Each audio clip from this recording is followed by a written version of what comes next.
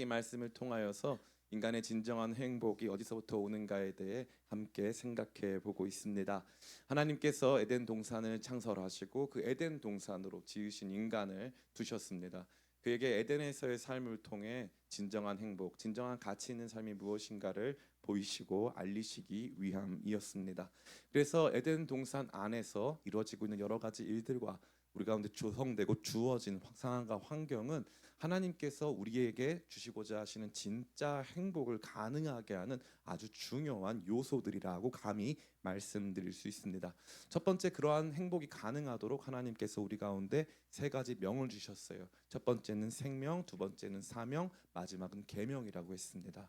하나님의 생명으로, 그래서 질적으로 완전히 다른, 동물들과는 완전히 구별된 하나님의 생기를 코끝에 불어 넣으셔서 하나님의 생명으로 작동하고 하나님의 생명으로 살아갈 수 있도록 하나님의 생명을 우리 가운데 주셨다 했습니다. 다른 어떤 피조물과도 구별되어지는 이 하나님의 생명이 인간 안에서 작동함으로 말미암아 우리는 전혀 다른 차원의 삶을 살게 된 것입니다. 뿐만 아니라 하나님께서 경작하며 지키게 하셨다고 되어 있습니다. 아바드, 샤마르라고 하는 이 두 가지 동사를 통해 하나님께서 저와 여러분에게 사명을 주셨다는 것을 알게 되는 것입니다. 에덴에는 노동이 필요했습니다. 아직 범죄하기 전임에도 불구하고 에덴엔 노동이 필요했어요. 낙원은 그냥 쉬는 리조트가 아닙니다. 에덴은 갔더니 거기서 해야 할 일이 있다는 것이죠. 노동이 우리 가운데 굉장히 중요한 행복을 가능케 하는 요소임을 저와 여러분에게 말씀하여 주시는 것입니다. 뿐만 아니라 마지막은 뭐라 했습니까? 계명이라고 했습니다. 모든 것이 가능한 상황 속에서 놓여진 인간에게 하나님께서는 선악을 알게 하는 나무의 열매는 먹지 말라고 그에게 브레이크를 거셨습니다. 빠르게 달리는 차, 시속 200km, 300km로 달리는 차에 브레이크가 없다면 얼마나 아찔하겠습니까? 하나님께서 창조하신 세계 속에 하나님께서는 이와 같이 생명, 사명, 계명을 주셔서 그것을 가치 있게 하고 행복을 누리도록 하셨다는 것이죠. 그러니까 저와 여러분에게 하나님의 생명이 없으면, 하나님 주시는 사명이 없으면, 하나님 주시는 계명이 없으면 우리는 진정한 행복을 누릴 수 없다라는 것입니다. 그리고 지난주에 우리는 이렇게 생명과 사명, 계명이 주어진 이 공간 에덴 안에서 하나님께서 굉장히 중요한 하나의 그림을 보여주고 계심을 함께 생각해 보았습니다. 그것은 바로 에덴은 하나님의 성소이고 인간 아담은 그곳을 성소에서 섬기는 제사장이다라는 것을 보여주는 거죠. 성소는 무엇입니까? 하나님과 인간이 만나는 곳입니다. 무소부재하신 하나님, 유비쿼터스의 하나님이 한 공간 안에 우리와 함께 하시려고 거기에 임하시는 좌소가 바로 성전이라는 사실입니다. 하나님께서 인간 세계 안으로 들어오시는 곳이 바로 성전이라는 거죠. 그래서 하나님과 함께함이 진짜 행복이다라는 것을 이 말씀은 저와 여러분에게 말해준다고 지난 시간 함께 배워봤습니다. 또한 인간은 그곳 가운데서 하나님을 섬기고, 거기 아바드라 그랬어요. 섬기고 샤마르, 그곳을 지켜내는 존재, 즉 제사장적인 존재다라고 말씀드렸습니다. 하나님께서 맡기신 일들을 감당할 때 그냥 한 명의 노동인, 생활인으로 감당하는 것이 아니라 왕과 같은 제사장으로 모든 피조 세계를 하나님을 예배하는, 하나님 앞에 그분의 영광을 드러내는 도구로 만들어가는 제사장으로서의 사명을 받았다. 그래서 하나님께 영광 올려드리고 모든 피조물들을 주님 앞에 굴복시켜 예배케 하는 그 일들을 감당할 때 행복하다라는 것을 지난 시간에 생각해 보았습니다. 이러한 복습 과정이 여러분에게 복습이 아닌 생판 처음 듣는 말씀처럼 들린다는 것이 목회자에게 있어서는 소망입니다. 그것을 통해 목회자는 지속적으로 설교를 반복하며 또 업무를 훨씬 쉽게 할 수 있다는 거죠. 그래서 저는 굉장히 이런 복습 과정을 좋아합니다. 오늘은 이러한 에덴의 또 다른 측면을 보여준 한 말씀을 통해서 에덴 공간은 그러면 공간적으로 이러한 큰 대주제 밑에서 세부적으로 어떠한 공간인가를 함께 생각해 볼 수 있는 것이죠.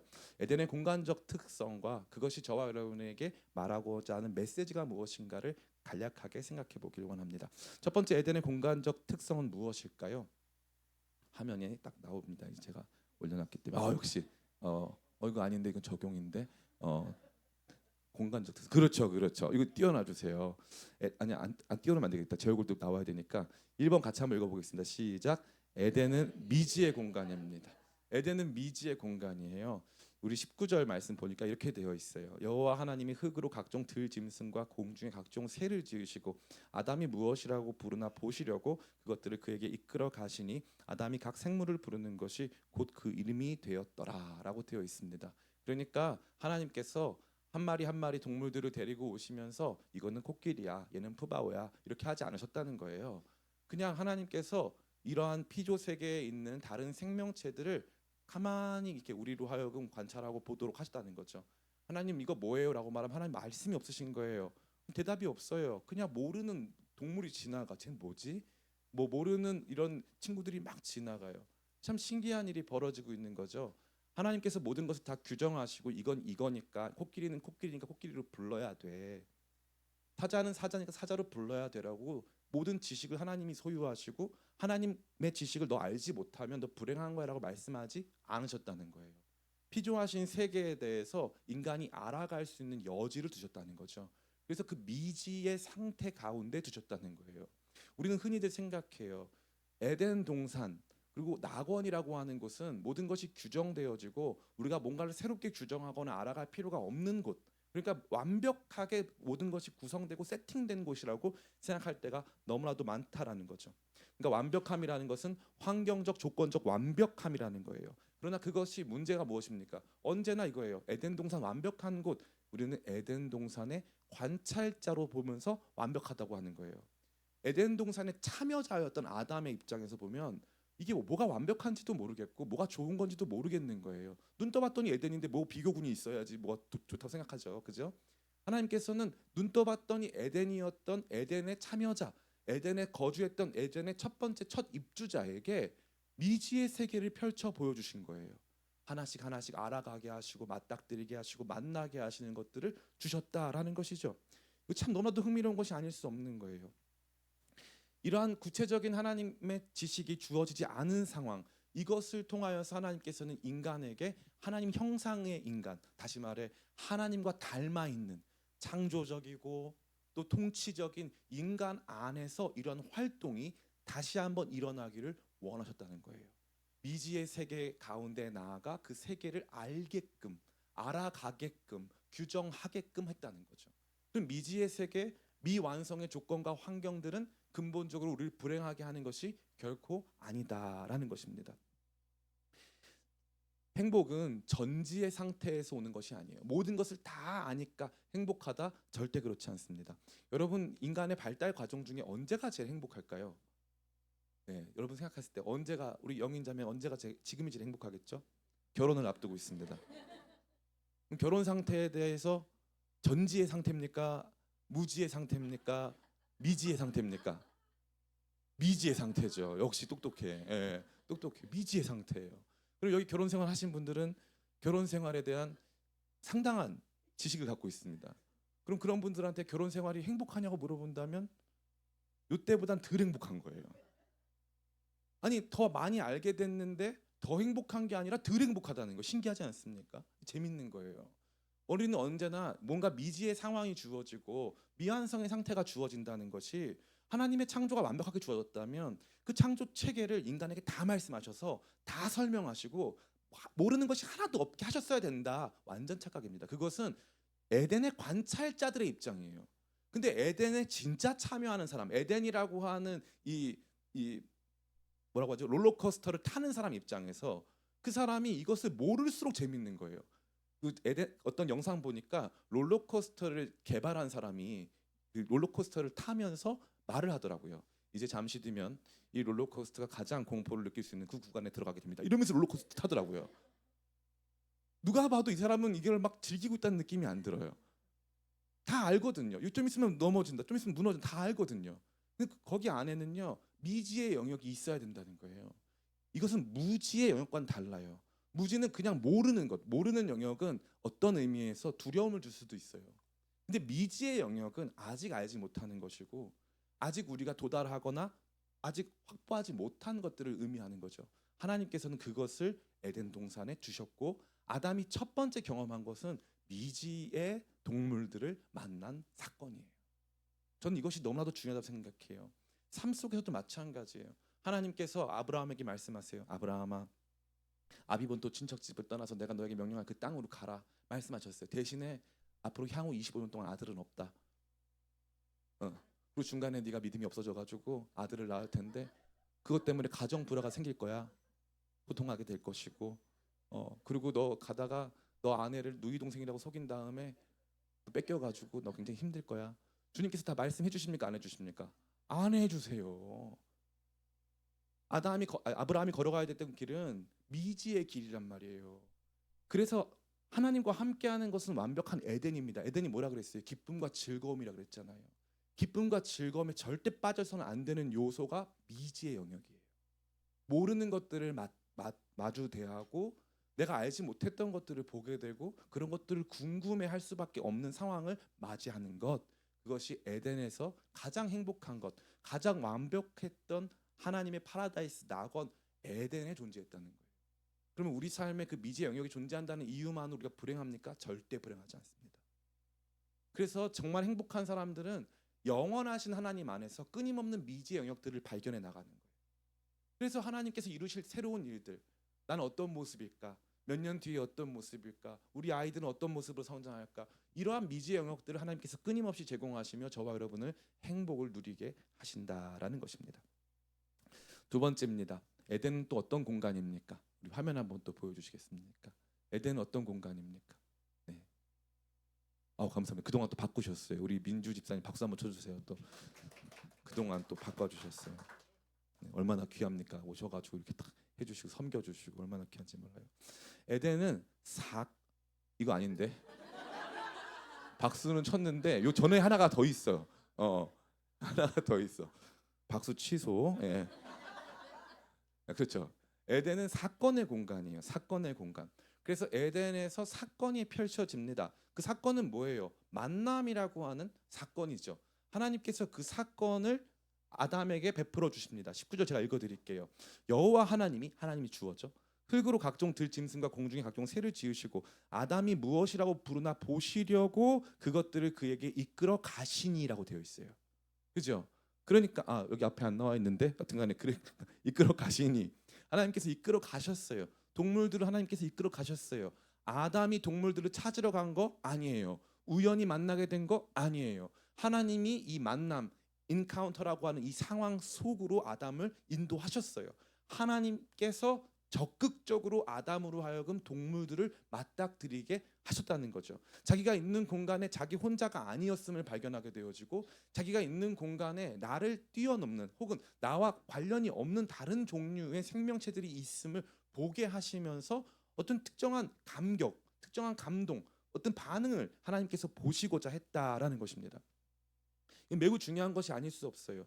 하나님께서 자꾸 아담에게 이 동물들을 소개하시면서 이름도 모르는 이 동물들을 만나면서 아담은 계속적으로 무언가를 해석하고 탐구하고 어떤 이 자기가 해야 할 일들을 마주 대하게 된다는 거죠. 하나님께서는 저와 여러분에게 사건을 두십니다. 사건. 무언가를 만나게 하시고 무슨 일을 겪도록 하신다는 거죠. 에덴은 그러한 사건이 있는 곳이었어요. 모든 것이 완벽하게 통제되어지고 아무것도 일어나지 않는 곳이 아니었다는 거죠.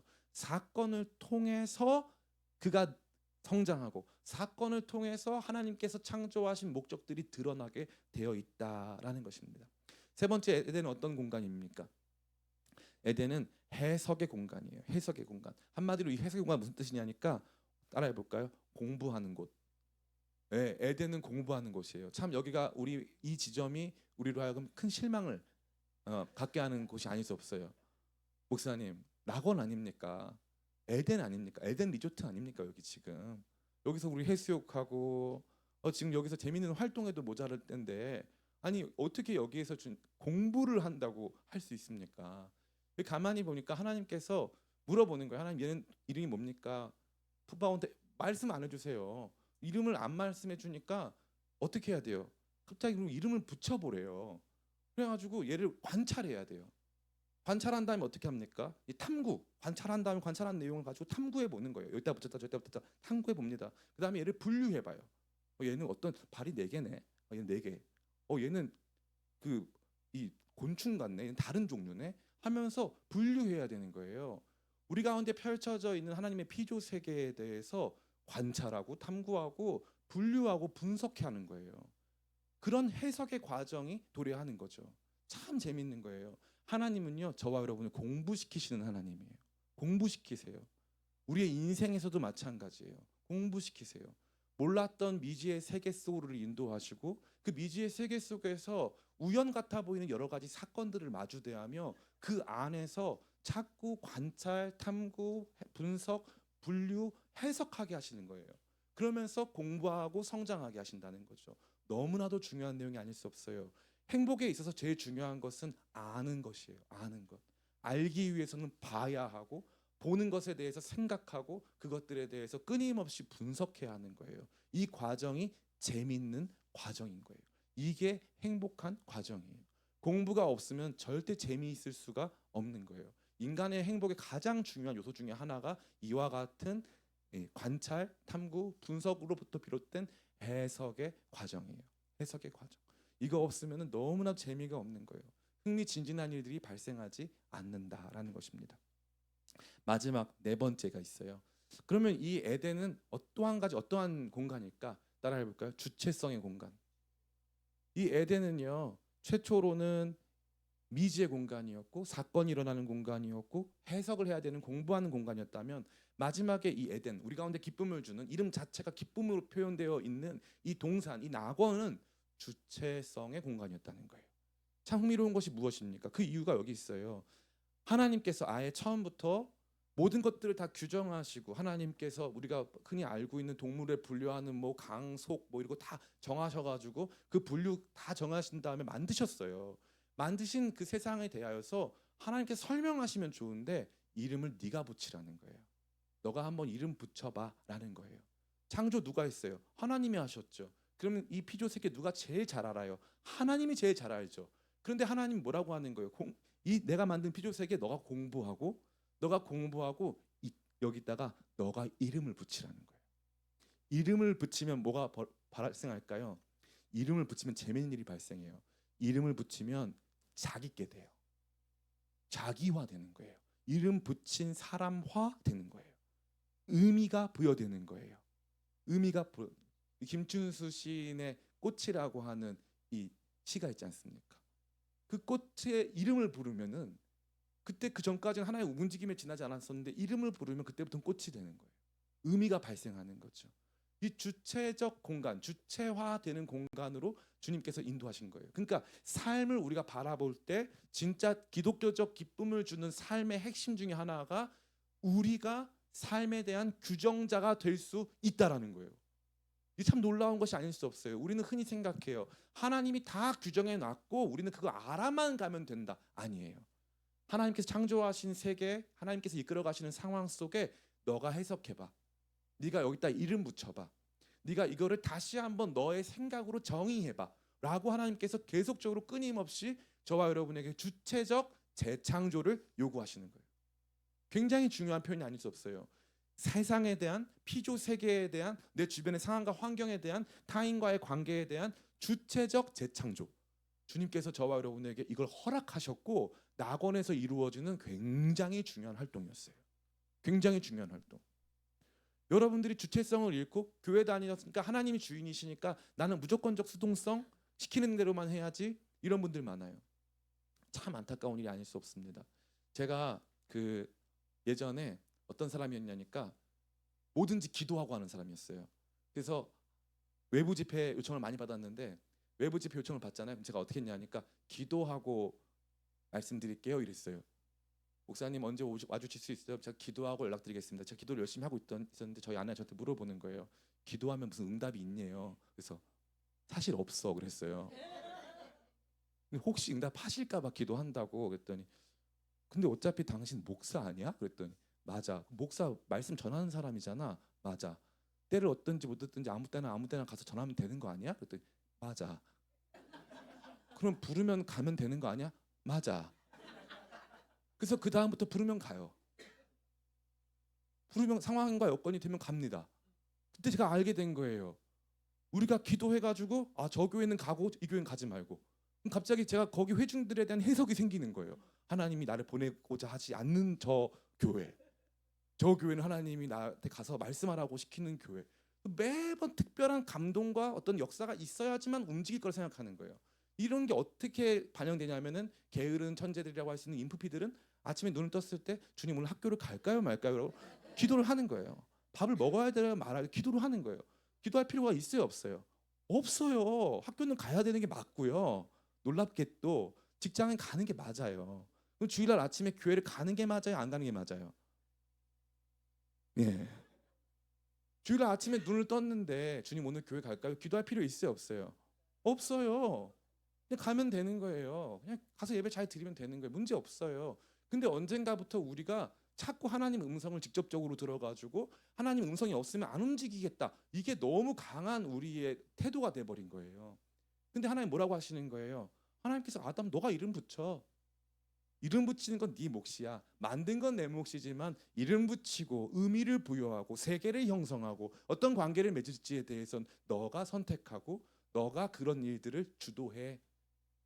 에덴은 너의 공간이야. 너무 아름답지 않습니까? 하나님 다 만드시고 하나님이 다 주인이신데 하나님께서는 그 사람들에게 주체성을 주셔서 그 에덴 동산의 형성에 동참케 하시는 거예요.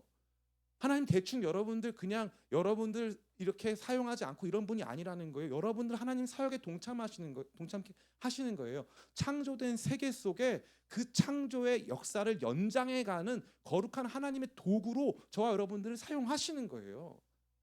그러니까 하나님께서는 끊임없이 말씀하시는 거예요. 주어진 상황과 환경 속에 이 창조의 역사를 너희가 이어가 달라고 주님께서 말씀하시는 거예요. 그 저와 여러분들은 끊임없이 우리의 삶에 대한 주도성, 삶에 대한 주체성을 잊어버려서는 안 되는 거예요. 저는 어릴 때부터 훈련받기를 어디 나가서 아버지 없는 아들이라는 얘기 듣지 않도록 예의 바르게 하고 겸손하게 하고 정말 어떤 잘못도 범하지 말아라. 그래가지고 제가 얼마나 그랬냐니까 제가 친구네 집에 놀러 가면 그 친구 혼나는 날이에요. 친구네 집에 놀러 가면 요한이 봐라, 쟤 얼마나 얘기가 바르고 너는 말이야, 너는 이게 뭐냐. 맨날 저는 그렇게 살았어요. 그래서 겸손해야 돼요. 뭐 누구를 만나도 겸손해. 근데 하루는 제가 오카는 목사님 설교를 들었는데 오카는 목사님 이러는 거예요. 자기는 어떤 사람을 좋아하냐니까 교만하리만큼 자신감 넘치는 사람을 좋아한대요. 교만하리만큼 자신감 넘치는 사람, 자신 있는 사람, 삶 속에서 주체적으로 자기에게 주신 일들을 당당하게 해나가는 사람을 좋아한다는 거예요. 목사님이. 그때까지만 하더라도 제가 목사님도 특이한 분인 줄 알았어요. 근데 제가 어저께 한 형제를 만났어요. 고등학교 때 고등학교를 자퇴하고 이 프로그램을 만들어 가지고 몇십억을 번 형제예요. 이 형제가 자기가 그러더라고요. 이 스타트업 세계에서 자기의 이름을 모른다고 말하는 사람은 자기를 질투하는 사람밖에 없을 거라고. 그 정도로 자기가 이 스타트업에서 유명한 사람이고 포브스가 선정한 뭐 아시아를 이끌어갈 미래 몇 명 중에 한 명이래요. 4시간을 같이 만나서 대화하고 이야기를 했어요. 이 형제 보면서 제가 많은 생각을 했어요. 제가 이제 이 나이를 정도 되고 그러고 나서 사람을 보기 시작하니까 자기 일에 대한 확신과 자기가 걸어가고 있는 삶에 대한 강한 확신과 주님께서 주신 지혜 가운데 이 일들을 내가 책임지고 감당하겠다라고 하는 그 책임감이 너무 멋있더라고요. 너무 멋있더라고요. 저 그때 알게 됐죠. 기독교 신앙은 과연 수동적이기만 한 신앙인가? 하나님이 다윗 보고 골리앗하고 싸우라고 했어요, 안 했어요? 한 적 없어요. 하나님은 다윗에게 골리앗과 싸우라고 말씀하신 적이 없다고요. 그런데 그 상황을 보니까 다윗은 골리앗과 싸워야만 하겠는 거예요. 이건 누군가가 나서지 않으면 안 되겠는 거예요. 이 상황은 내게 맡겨진 상황으로 받아들이는 거예요. 상황에 대한 해석과 모든 판단이 다윗에게 딱 주어져 있어요. 근데 하나님 너무 놀랍게 그걸 기뻐하시는 거예요. 기름 부음 받은 왕인 다윗이 자기의 역할과 사명을 감당하는 것입니다. 그러니까 진짜 행복은요, 이 수동성 속에서 오는 게 아니라 이 수동성과 주체성의 균형 속에 오는 거예요. 내게 만들어 주신 에덴 안에서 하나님의 통치를 받아들이며 주님께서 말씀하시고 내게 주어지 수동적으로 내게 만들어 가시는 사건 속에 주체적으로 사고하고 판단하고 행동하고 세상을 규정하는 거예요. 이 활동이 저와 여러분에게 너무나도 중요한 줄 믿습니다. 제가 그때 알게 된 거예요. 아, 목회자 역시 마찬가지다. 제가 지난 10년간 목회를 해왔잖아요. 여러분들의 음성을 다 들으려고 제가 얼마나 애를 많이 썼습니까? 여러분 이렇게 생각하실까? 이렇게 생각하실까? 얘기를 많이 들었잖아요. 근데 제가 이제 깨달은 게 있어요. 그랬더니 성도들이 힘들었어요. 제가 이 성도님 이렇게 생각하면 저 성도님 이렇게 생각하겠지. 다 맞추니까 다 맞출 수도 없고 성도님들은 뭔가 만족되지 않는 상태가 이르더라고요. 제가 깨달았어요. 하나님이 저한테 주신 생각을 가지고 그 마음들을 나누며 함께 이 길을 걸어가자고 요청해야 되겠구나. 그게 굉장히 중요한 내용이구나. 목회자에게 요구되는 주체성이구나. 제가 이제서야 발견한 거예요. 안 그러면 성도들이 더 싸워요. 잘 보세요. A군, B군 이 성도들이 군이 나눠져 있어요. A팀은 이렇게 하지요. B팀은 이렇게 하지요. 목사님은 그럼 두 팀이 알아서 하세요 하고 뒤로 빠졌어. 그러면 A팀, B팀이 막 싸워요. 그리고 나서 결정이 났어. 그다음에 목사님이 그러면 B팀이 이겼으니까 B팀대로 하겠습니다. 그러면 A팀 좋아해요, 싫어해요? 싫어해요.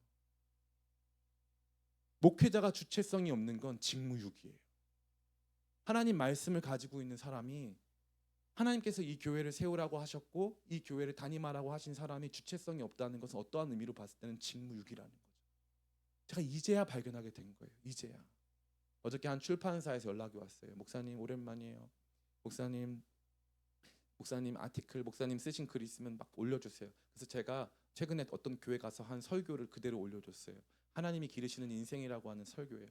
하나님께서 우리 각자를 우리답게 각 사람답게 빚어가신다. 그래서 하나님은 나의 나됨, 나의 어떠함, 나의 정체성을 존중하시고 하나님께서 그걸 기뻐하신다라고 하는 내용이에요.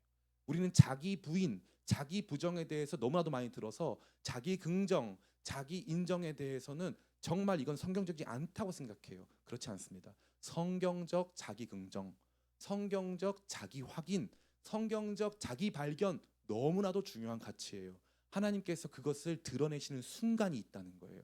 그래서 이것을 바르게 알고 이해하는 것이 너무나도 중요하다 이것입니다. 에덴은 그것을 가능하게 하는 공간을 넘어서 그것 없이는 작동하지 않는 공간이에요. 그러니까 진짜 행복은요. 내게 주신 삶 속에 내게 주어진 상황과 환경 속에서 그것들을 나답게 규정하고 나답게 해석하고 이해하고 내게 주어진 상황과 환경을 조직해 나가는 힘에 있다라는 것을 말씀드릴 수 있습니다. 자, 그렇다면 이러한 내용을 우리가 근거로 해서 어떠한 세 가지 정도 메시지를 좀 생각해 보길 원하는데요. 첫 번째입니다. 우리 같이 한번 읽어볼까요? 시작. 진정한 행복은 미완성의 세계에서 시작됩니다. 아멘. 그러니까 여러분 완성된 거 거기서 시작되는 것이 아니에요. 자, 여러분에게 묻고 싶습니다. 여러분 금수저입니까? 은수저입니까? 흙수저입니까? 나는 금수저인 것 같다. 네. 나는 은수저는 되는 것 같다. 나는 흙수저다. 기도합시다. 우리 보니까 우리 교회는 금수저, 은수저도 없고 흙수저도 없어서 인도 사람들이 다 손으로 먹고 예. 우리 다 그 생각해요. 완성된 곳에 갖춰진 곳에 내가 뭔가 할 수 있도록 다 조성된 곳에 내가 있어야지만 내가 온전히 통제 가능하고 다 알고 있는 곳에 내가 있어야지만 행복할 거라고 생각하는 거죠. 근데 절대 그렇지 않습니다. 미지의 영역에 있을 때 행복할 수 있어요. 내가 모르고 있는 것, 내가 아직 알 수 없는 것. 그래서 제가 좋아하는 노래가 있어요. 내일 일은 난 몰라요. 하루하루 살아요. 내일 일은 난 몰라요. 그 영어 노래가 있는데 이 뭐냐면 이렇게 이 노래 가사가 이런 거예요. 내일 일은 난 몰라요. 그러나 내일을 잡고 계신 분을 알아요. 내일 나와 함께 하실 분을 알아요. 그래서 나는 내일을 맞이할 수 있어요. 이게 원래 영어 가사의 원래 뜻이에요. 너무 아름답잖아요. 미지의 세계 속에서 나를 이곳에서 행복한 삶을 살라고 나에게 이러한 아직 알 수 없는 상황과 환경들을 열어주신 그 주님이 계심을 믿으시길 축복합니다. 에덴은 하나님이 조성하신 곳이에요. 하나님과 인간이 샬롬을 이뤘을 때 아담에게 존재했던 이 미지의 영역들은 두려움을 주는 곳이 아닌 우리로 하여금 도전하고 발견하고 탐구하고 해석하고 싶은 동기와 거룩한 열정을 주는 공간이었다라는 것입니다. 그래서 위대한 믿음의 사람들은 모두 다 학자들이었어요. 학자들. 조나산 에드워드라고 하는 위대한 하나님의 사람이 있는데 이분은 지질학자였어요. 지질학자. 지금도 조나산 에드워드는 뭐라고 불리냐면은 미국의 정신이라고 불려요. 별명이. 미국의 학문적 토대를 성립하고 교육의 근간을 마련하고 한 사람으로서 추앙받는 분이에요. 조나산 에드워드는 위대한 목사였고 설교자였고 신학자였지만 지질학자였어요. 땅을 파가지고 돌들의 모양을 확인하는 사람이었어요. 그걸 발견할 때마다 기쁨을 느꼈어요. 존 스토트 목사님이라고 하는 복음주의의 위대한 지성이 있어요. 이 존 스토트 목사님이 한국에 집회를 오는데, 목사님 사례비는 얼마고 어떤 조건으로 와줬으면 좋겠습니다 해가지고 이 진짜 위대한 목사님을 초청했잖아요. 근데 이분이 한국에서 자기를 초청한 교회에다가 얘기하는 거예요. 나는 사례비는 상관없는데 나한테 꼭 한 가지를 해줬으면 좋겠다. 그게 뭐예요? 그랬더니 나로 하여금 DMZ에 들어가서 하루만 있게 해줘라. 그 왜 그렇게 하려고 했더니 이 존 스토트 목사님이 탐조가예요. 탐조가. 새를 찍는 사람이에요. 그래서 자기 DMZ는 오랫동안 이 모든 개발이 멈춰 있는 곳이니까 거기 가서 새를 찍고 싶다는 거예요. 그래서 그분이 거기 들어와 가지고 하루 종일 새를 찍으면서 찬양하고 경배하는 거예요. 미지의 세계 속에 우리가 알지 못했던 그 세계 속에서 우리는 환희를 느낄 수 있습니다. 이것은 단순히 환경에만 주어진 것이 아니에요.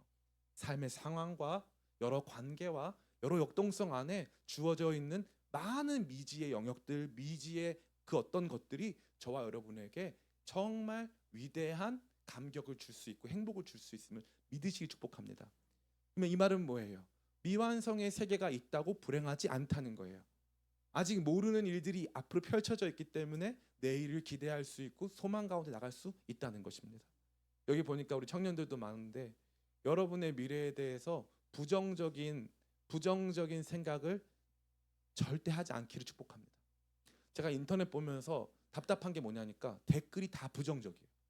누가 조금만 싸우면 그럴 거면은 뭐 이렇게 해라. 어차피 인생 별거 없다. 다 망한다. 얼마나 부정적인지 몰라요. 여러분 거기 영향받지 마시길 축복합니다. 어차피 인생 모르는 거예요. 따라해볼까요? 인생 모른다.